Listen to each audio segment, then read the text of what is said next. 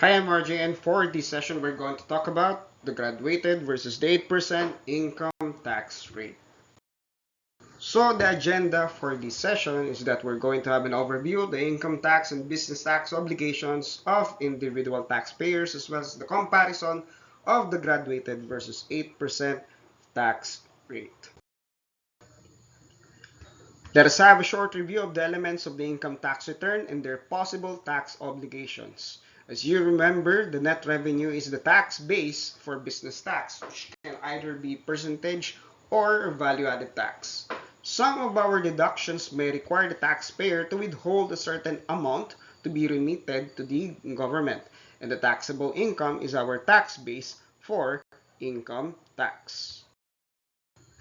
For this discussion, however, we are not going to tackle withholding taxes.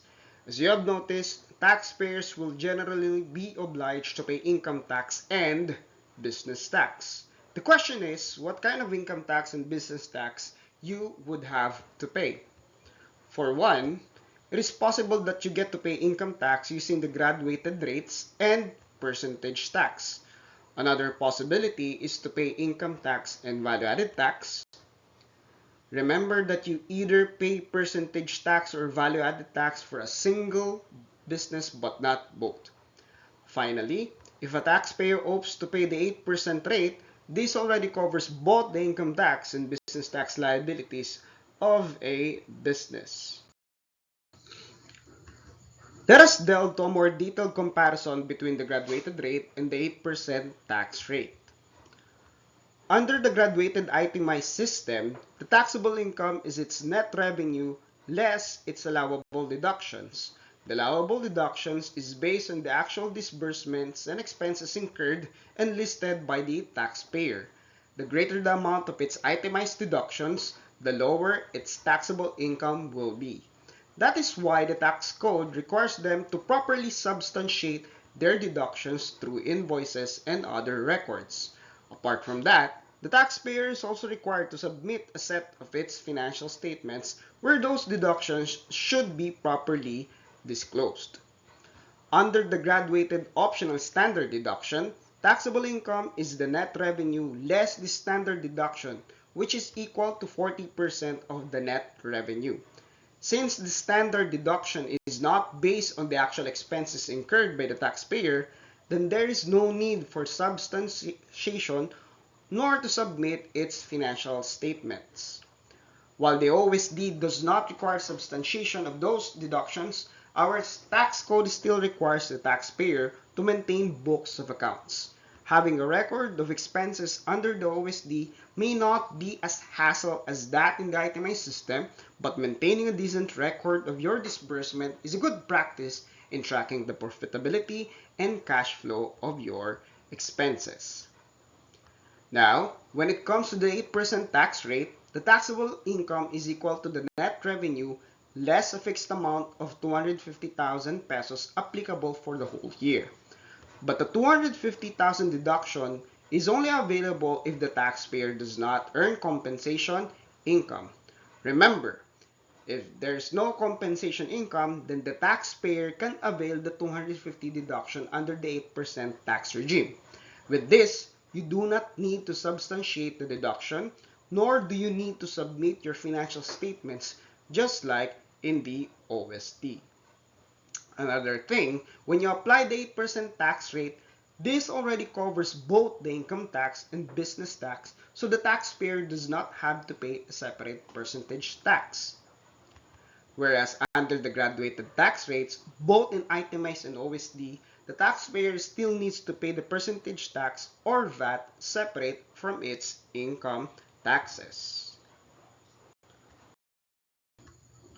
So how do taxpayers end up with either the graduated tax rate or 8%?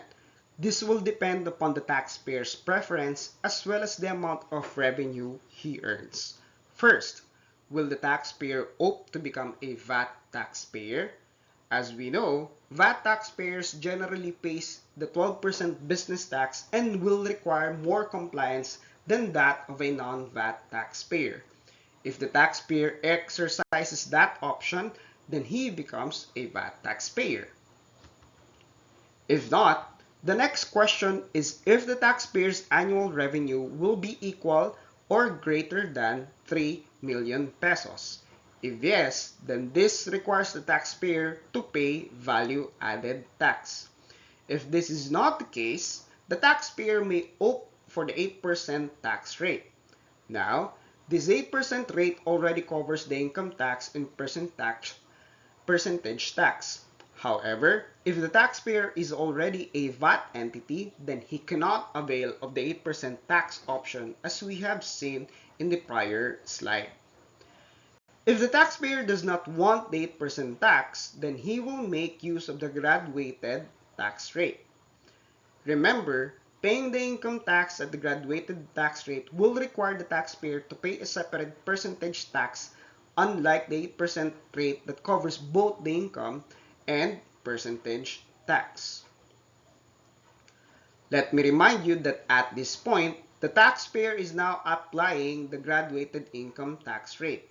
The question now is on how the taxpayer would like to determine its allowable deduction. That is why we ask whether the taxpayer would elect to make use of the optional standard deduction equal to 40% of the gross revenue. And if not, then the taxpayer will have to properly substantiate its deductions. In fact, taxpayers make use of the graduated tax rate for their income tax. Take note that if the taxpayer did not consider any of its options, then what is the default tax system applicable? In this case, the default is graduated tax rate using the itemized method of computing the allowable deductions. Under this default, you will notice that it is as if the taxpayer says no to all the questions within this matrix.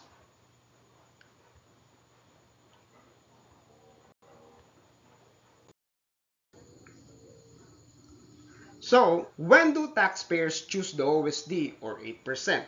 If you want to use the OSD in your income tax return, be sure to select it when you prepare the first quarterly income tax return that you will prepare for the year. Take note, the first quarterly income tax return, not necessarily the income tax return for the first quarter, which is January to March. This is to consider that the taxpayer may initially register its business after the first quarter of the calendar. Hence, its first quarterly income tax return might already cover the second quarter of the calendar. For those who wish to avail of the 8% rate, be sure to elect the option in the first percentage and or first income quarterly income tax return, whichever comes first.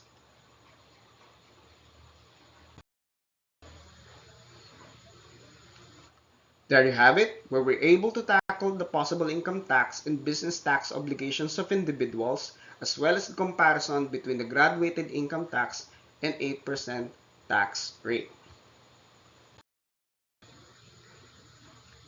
And if you have queries, please do not hesitate to reach out. Thank you very much.